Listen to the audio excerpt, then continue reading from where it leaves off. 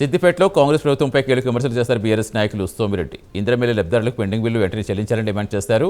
జిల్లాలో ఇల్లు నిర్మించుకున్న 2076 మంది లబ్ధిదారులు బిల్లులు రాక ఇబ్బందులు పడుతున్నారని మండిపడ్డారు. సుమారు 33 కోట్ల పెండింగ్ బిల్లులు ప్రభుత్వం మంజూరు చేయాలని కోరారు. సమస్య పరిష్కరించకపోతే లబ్ధిదారులతో కలిసి ఆందోళన చేపడతామని హెచ్చరించారు. కాంగ్రెస్ పార్టీ దుర్మార్గ పాలన కొనసాగిస్తూ ఉంది, కక్షపూరిత పాలన కొనసాగిస్తూ ఉంది, రాక్షస పాలన చేస్తూ ఉంది. ఎందుకంటున్నాం ఈ మాటలు అంటే, ఇప్పుడు ఇందిరమ్మ ఇండ్లు చారాన ఇచ్చి బారాన క్రెడిట్ తీసుకుంటామని అపోలో ఉన్నారు వాళ్ళు. ఇలా 5 లక్షల ఇల్లు మంజూరు చేసి ఒక లబ్ధిదారుడు 20 లక్షలతో ఇల్లు కంప్లీట్ చేస్తుండు. ఇంతకుముందు మా మిత్రుడు సాయన్న చెప్పినట్టుగా ఫైనల్ బిల్ల కోసం వేచి చూడడం, రిబ్బన్లు కట్ చేసి ఇళ్ళలో గృహప్రవేశం చేస్తారు. మీరు ఇచ్చింది చారాన, లబ్ధిదారు పెట్టుకుంది బారాన. సరే, ఇచ్చిన చారణ కోసం బారాన క్రెడిట్ కోసం వచ్చి రిబ్బన్లు కట్ చేస్తున్నప్పుడు మరి ఫైనల్ బిల్ కంప్లీట్ ఇవ్వాలి కదా. ఇదొకటైతే కక్షపూరిత పాలన ఎందుకన్నాం? గత ప్రభుత్వం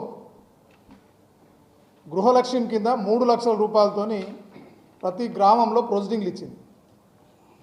3 లక్షల మంజూరు చేసి శాంక్షన్ పత్రాలు ఇస్తే గృహ నిర్మాణాలు స్టార్ట్ చేసేది. వారిని పూర్తిగా పక్కకు పెట్టింది. గౌరవ మాజీ మంత్రి హరీష్ రావు గారు ఆ లబ్ధిదారుల కోసం కోర్టు దాకా పోవాల్సి వచ్చింది. కోర్టు వాళ్ళు మళ్ళీ గవర్నమెంట్కి ఇచ్చిండ్రు. కానీ ఇంకా తారతమ్యం చేస్తూనే ఉంది. మరి వాళ్ళు మనుషులు కాదా? అంటే బీఆర్ఎస్ ప్రభుత్వంలో ప్రొసీడింగ్లు తీసుకొని ఇండ్లు నిర్మాణం చేసినందుకు పాపాత్ములు లేరా వాళ్ళు బీద లబ్ధిదారులు కాదా?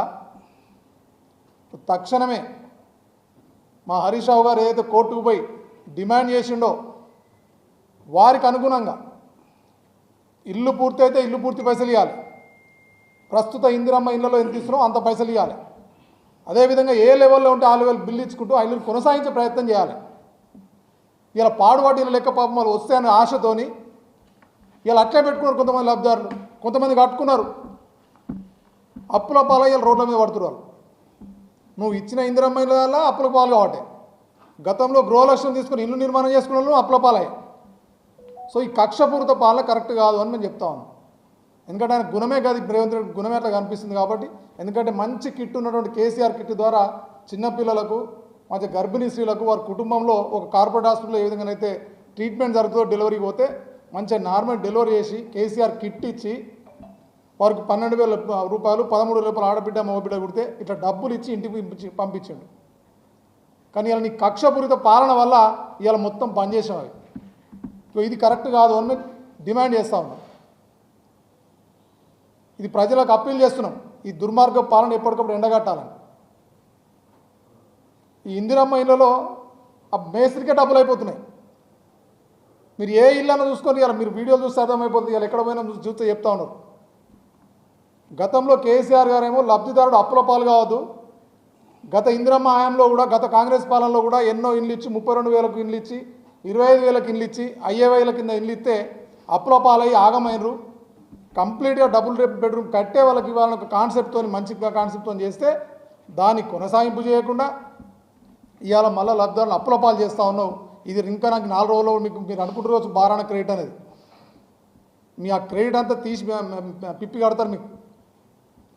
కాబట్టి మా గత ప్రభుత్వంలో బీఆర్ఎస్ సాయంలో ఏదైతే మంజూరైనవి ఉన్నాయో వాళ్లకు ఖచ్చితంగా ఇందిరమ్మ ఇళ్లలో ఇస్తున్నటువంటి డబ్బులను ఇవ్వాలని, అదేవిధంగా ఇందిరమ్మ ఇళ్లలో మంజూరైన చేసుకొని ఇల్లుగా నిర్మాణం చేసుకోవడానికి ఫైనల్ బిల్లు త్వరగా ఇవ్వాలని చెప్పేసి డిమాండ్ చేస్తున్నాం బీఆర్ఎస్ పార్టీ పక్షం. మొత్తానికే ఇల్లు లేనటువంటి వారికి భూమి ఇచ్చి ఇల్లు ఇస్తామని చెప్పారు. ఇలా వాళ్ళు మర్చిపోయారు. గూడు లేనోడు గూడో లేనో లెక్కనే ఉన్నాడు, ఇల్లు లేనో లెక్కనే ఉన్నాడు. ఎవరైతే ఇల్లు కట్టుకుంటా అని కొద్దిగా ముందుకేసి 4 రూపాయలు వేసుకొని ముందుకు వస్తున్నారో గావులకు కొంతమందికి ఇల్లు ఇచ్చినాం.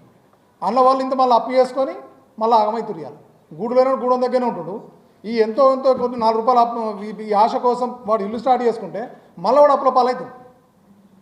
నువ్వు ఇవ్వాల్సింది మొదటగా నువ్వు గూడు లేని వాళ్ళకి ఇల్లు ఇస్తాను, కానీ ఆ గూడు లేని వాళ్ళు గూడు లేని ఉంటున్నారు. ఇది మీరు బాగా సర్వే చేసుకోవాలి కాంగ్రెస్ పార్టీ. ఎందుకంటే భూమి ఇస్తాను ఇంకేం చెప్పినావు, తెలంగాణ ఉద్యమకారులు అందరికీ 250 గదాల స్థలం ఇచ్చి వారికి ఇక పెన్షన్లు ఇస్తాను, ఇల్లు ఇస్తాను, ఏదీ లేదు. అబ్రకదబ్రా మీద వేయాలా, ఆగమాగం చేయాలా, ఇట్లా పరిశాన్ చేస్తున్నావు తెలంగాణ ప్రజల బిడ్డ. తస్మాత్ జాగ్రత్త. ఏతుల బూతుల ముఖ్యమంత్రి రేవంత్ రెడ్డి గారి నేతృత్వంలోని కాంగ్రెస్ ప్రభుత్వం, ప్రత్యేకించి తెలంగాణ రాష్ట్రంలో వాళ్ళు మేనిఫెస్టోలో చెప్పినట్టు ఇందిరమ్మ ఇండ్ల పథకం పేరు గొప్ప, ఊరు దిబ్బ లెక్క అయిపోయింది. ఇందిరమ్మ ఇండ్లు అన్నకాడ ఇందిరమ్మ పేరు బలంగా ఉన్నది, కానీ కడుతున్న అమ్మలు మాత్రం రోజుకింత బలహీనమైపోతున్నారు. మరి ఈ విషయం పట్ల అటు రాష్ట్ర ప్రభుత్వం, ప్రత్యేకించి ఈ సిద్దిపేట జిల్లాకు సంబంధించిన ఈ జిల్లా నుంచి ప్రాతినిధ్యం వహిస్తున్న మంత్రి గారు, అదే రకంగా ఈ జిల్లా ఇన్ఛార్జ్ మంత్రి గారు వెంటనే ఈ సిద్దిపేట జిల్లాలోని ఇందిరమ్మ ఇండ్ల బాధలను తీర్చాలని చెప్పి మేము బీఆర్ఎస్ పార్టీ పక్షాన ప్రభుత్వాన్ని డిమాండ్ చేస్తున్నాం. అయితే వీళ్ళు ఈ కాంగ్రెస్ పార్టీలకు కొన్ని ఏళ్ళుగా వాళ్ళకు ఒక అలవాటు, వీళ్ళంతా హ్యాబిచువేటెడ్ అఫెండర్స్ లాగానే ఈ పేదవాని అవసరాన్ని, ఆశను వాళ్ళ రాజకీయ ప్రచారం కోసం వాడుకుంటున్నారు. కాబట్టి ఈ ఇందిరమ్మ పథకం ఇట్లా అయిపోయింది.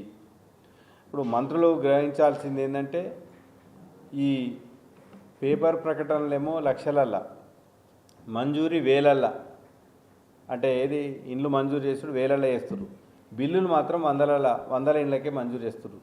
ఇట్లయితే మరి ఇందిరమ్మ ఇండ్ల పథకం కానీ ఈ ఇల్లు కట్టినోళ్ళు మరి ఎంత అవస్థల పాలవుతారు, ఇబ్బందుల పాలవుతారు అన్న విషయాన్ని మరి కాంగ్రెస్ పార్టీకి సంబంధించిన నేతలు కానీ, నాయకులు కానీ, అదే రకంగా అక్కడ రాష్ట్రంలో ఈ హౌసింగ్ మంత్రి పొంగులేటి శ్రీనివాసరెడ్డి గారి నుంచి ఇక్కడ జిల్లా అధికారులు, ప్రత్యేకించి హౌసింగ్ పీడీ అంటే ఈ జిల్లాకు సంబంధించిన హౌసింగ్ డిపార్ట్మెంటు అధికారులు కూడా మరి వెంటనే చొరవ తీసుకొని మరి వీళ్ళ బాధలు తీర్చాల్సిందిగా మేము బీఆర్ఎస్ పార్టీ పక్షాన మేము విజ్ఞప్తి చేస్తున్నాం. బాధితుల తరఫున డిమాండ్ కూడా చేస్తున్నాం. ఇక్కడ విషయం ఏంటంటే, అసలు ఫస్ట్ వీళ్ళు ఇందిరమ్మ ఇండ్లు అని చెప్పి బాగా ఉదరగొట్టిండ్రు. కొట్టినాక కొంతమందికి ప్రొసీడింగ్స్ ఇచ్చినారు కదా అన్న ఆశతోని కొంతమంది బేస్మెంట్లు, కొంతమంది స్లాబ్ కట్టిన తర్వాత మళ్ళీ వివిధ కారణాలు చూపెట్టి, చిన్న కారణాలు, సాంకేతిక కారణాలు చూపెట్టి వాళ్ళని రిజెక్ట్ చేసిర్రు. రిజెక్ట్ చేయడం వల్ల ఆ ఖర్చులు తడిసి మోపెడైనాయి. అది ఒక విభాగం. రెండోది ఏంటంటే, వీళ్ళు మంజూరు ఇచ్చి అన్ని సక్కంగా ఉన్న వాటిలలో కూడా మీరు సిద్దిపేట జిల్లా డేటా తీసుకుంటే ఇవి అన్ని అధికారిక లెక్కలు, ఇది బీఆర్ఎస్ పార్టీ చెప్తున్న లెక్కలు కాదు. మీ ఇక్కడ ఈ సిద్దిపేట జిల్లాకు సంబంధించిన కలెక్టర్ గారు, అదే రకంగా హౌసింగ్ పీడీ గారు ఇచ్చిన వివరాల ప్రకారం ఈ జిల్లాలో మంజూరైనవి 11,834 ఇండ్లు మంజూరైతే కట్టినవి 2,567 ఇండ్లు కట్టినరు. ఇండ్ల కేవలం 491 ఇండ్లకే మీరు ఫైనల్ బిల్ మంజూరు చేసారు. అంటే ఈ రకంగా ఈ ఒక్క జిల్లాలనే 33.5 కోట్ల పెండింగ్ బిల్లులు ఇందిరమ్మ ఇండ్లకు సంబంధించి ఉన్నాయి. అంటే ఒక 2,076 మంది లబ్ధిదారులకు 33.5 కోట్లు బాకీ ఉన్నారన్న విషయం, ఈ విషయం పట్ల మరి కాంగ్రెస్ నాయకులు, ఈ జిల్లా మంత్రి గారు, ఈ జిల్లా ఇన్ఛార్జ్ మంత్రి గారు, హౌసింగ్ మంత్రి గారు, జిల్లా అధికారులు ఈ 2,076 మంది బాధితులకు లబ్ధిదారులైనరు. లబ్ధిదారులను వీళ్ళు బాధితులుగా మార్చిండ్రు. మరి వీళ్ళకి ఏ సమాధానం చెప్తారో వీళ్ళు చెప్పాలి. అసలు వీళ్ళు ప్రకటనలుకేమో గోడలు కట్టుడు అవసరం ఉండదు, నోటుతోని పేక మేడలు కట్టినట్టు అవసరం లేదు. కానీ మరి ఇండ్లు కట్టాలంటే గోడలు కావాలి, స్లాబులు కావాలి, నిర్మాణ సామాగ్రి కావాలి, మేస్త్రికి పైసలు ఇవ్వాలి. అసలు యావరేజ్గా ఇప్పుడున్న కాస్ట్లో సుమారు ఒక ఇల్లు వాళ్ళ ఇందిరమ్మ ఇంటి డిజైన్ ప్రకారం కడితే 15 లక్షల రూపాయల ఖర్చు అవుతుంది. సరే, ప్రభుత్వం మొత్తం ఏ ప్రభుత్వం కూడా 100% భరించది. చల్లనీళ్లకు వేడి నీళ్ళ తోడో, వేడి నీళ్ళకు చల్లనీళ్ళ తోడులాగానే ప్రభుత్వం యొక్క సహకారం అందుతుంది. ఆ ప్రకటించిన 5 లక్షల రూపాయలు మరి సకాలంలో అందజేస్తే కొంతమంది ఎట్లాగో వస్తుందన్న ఆశతోని అప్పులకు బంగారం కుదబెట్టి కూడా కడుతున్నారు. ఇవాళ కొన్ని దినపత్రికలలో కూడా ఆర్టికల్స్ వచ్చింది.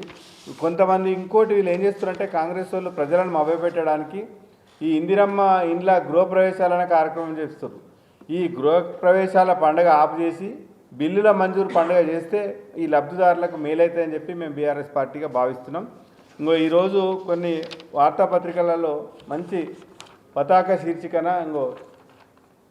బిల్లులు రాలే అప్పులు మిగిలే అనే రకంగా పత్రికలలో కూడా వార్తలు వస్తున్నాయి. మరి ఈ విషయాన్ని కూడా వాళ్ళు గమనించి, మరి మేము చెప్తేనేమో ప్రతిపక్షం అన్ని తప్పులు చెప్పిన అనుకుంటారు, ఎందుకంటే వీళ్ళంతా ఏతుల బూతుల పరిపాలన కాబట్టి వాళ్ళు అనుకుంటారు. మరి పత్రికలలో సాక్ష్యాధారాలతోని డేటాతోని లబ్ధిదారుల ఫోటోలతో సహా వేసిరు. వీళ్ళు ఈ ప్రచారం ఆర్భాటం చేసే ఆ ఒక దురుద్దేశంతో ఈ గృహప్రవేశాలు చేస్తున్నారు. మరి గృహప్రవేశం చేసేవానికి బిల్లు వచ్చిందా లేదా అని అడిగే సోయి లేకుండా ఈ కాంగ్రెస్ నాయకులు తయారైనరు. వాళ్ళు వెంటనే ఈ గృహప్రవేశాల పండుగ తక్కువ చేసి బిల్లుల మంజూరు పండుగ చేయాలని చెప్పి కూడా మేము బీఆర్ఎస్ పార్టీ పక్షాన వాళ్ళకు సూచిస్తున్నాం. మరి ఒక్క సిద్దిపేట జిల్లాలో ఇట్లుంటే మరి రాష్ట్రం పరిస్థితి ఏందనేది ఒకసారి ఆలోచించాలి. మరి ఈ ప్రకటనలేమో లక్షలలా, మంజూరేమో వేలలా, ఇండ్ల బిల్లుల మంజూరు మాత్రం వందలలాగా ఈ ఇందిరమ్మ ఇండ్ల పథకం మారిపోయినాయి. కాబట్టి వెంటనే మరి ప్రభుత్వం స్పందించి ఈ ఇందిరమ్మ ఇంటి లబ్ధిదారులు ఇందిరమ్మ ఇండ్ల బాధితులుగా మారకుండా ఉండేలాగా వెంటనే ఈ జిల్లాలో బాకీపడ్డ 33.5 కోట్ల బిల్లులు వెంటనే వాళ్ళ ఖాతాలకు చెల్లించాల్సిందిగా మేము బీఆర్ఎస్ పార్టీ పక్షాన డిమాండ్ చేస్తున్నాం. ఒకవేళ ఇదే తాత్సారం నిర్లక్ష్యం కొనసాగితే ఆ లబ్ధిదారులందరినీ సమీకరించి పెద్ద ఎత్తున ప్రత్యక్ష పోరాటాలకు దిగుతామని చెప్పి కూడా ఇటు జిల్లా యంత్రాంగాన్ని, మన అధికార కాంగ్రెస్ పార్టీని, ప్రభుత్వాన్ని హెచ్చరిస్తున్నాం. Thank you.